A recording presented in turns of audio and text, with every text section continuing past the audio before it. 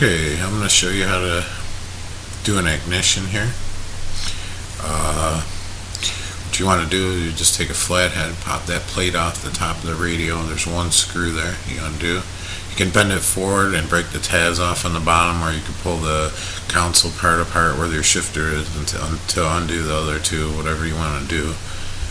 Here you just squeeze the bottom part of the tab of those and put a flathead screwdriver in there and twist it, and it pops those clips out. This, you just put a flathead under it, pry it out, it'll pop out. There's 3 screws all together on this bracket for this ignition switch. There's 2 on one side and there's 1 in the back.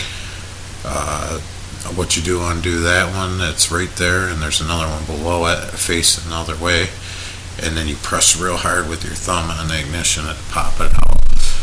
Okay, and just be careful not to break that tab on the left. As you can see, I tried tearing the dash apart and gave up. That's why I started doing it this way, because it's a lot of work to do that.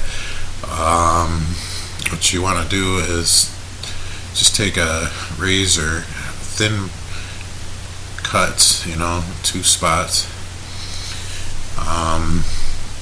It's up to you if you want to do this. This is my own car, so it's up to you. But what you do is cut that, and then you just fold it back. And what I did was just cut 2 lines wide enough for that switch to come out, and then I took a pair of pliers and snapped the plastic off so that I could slide that ignition out.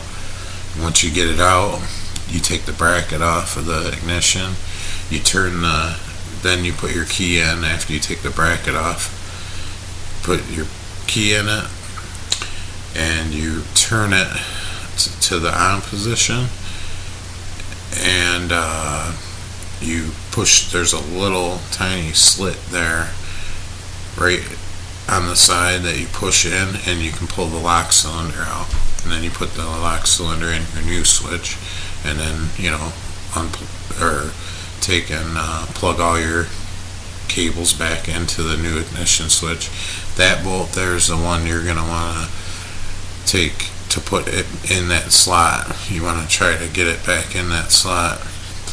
You'll see it right here in the back there. Okay, that little plastic slot. What you want to do is just push it in there just like that and pull it back into that slit. You want to try to get it back in there so that it can't turn, and push it in there as far as you can get it. Shove some cardboard behind the switch so it's nice and tight, keeps it forward, and then just glue everything. I'd used a hot glue gun, worked good. I just hot glued everything where the old screw was, and over the cardboard and around the ring I did there. And the ring wouldn't fit back over it very good because it's up a little further that way than it was before. You could try to glue it back on there or something if you wanted to. It's up to you.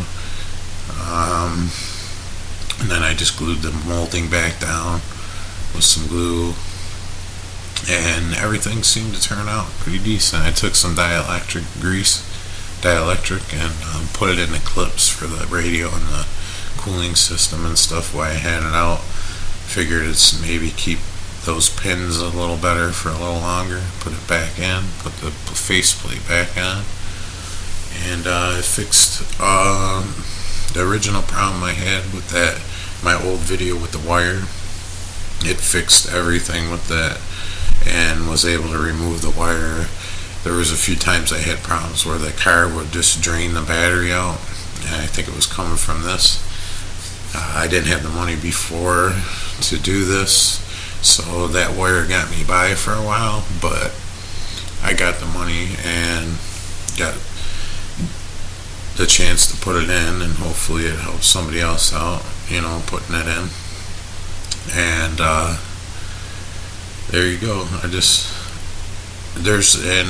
I'm sorry that there's a few spots that I didn't show exactly, but it was the way I filmed it, and I just didn't have the time to go back because I already put everything in.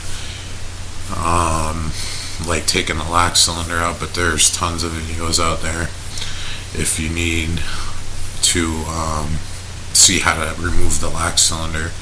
They're mostly the same. You just turn it to the on position, little slit, take something small, push that pin in, and the cylinder comes right out. Just a note, like I say, that I did it this way. It's my car. It's up to you if you want to do that. But I'm gonna tell you, if you had to take the top part of the dash apart, it's a very, very big job, and there's a lot of stuff you got to remove to do it. So it's up to you, and I hope you like this video. I hope it helps somebody out there, as some of the videos on YouTube do for me. And thank you.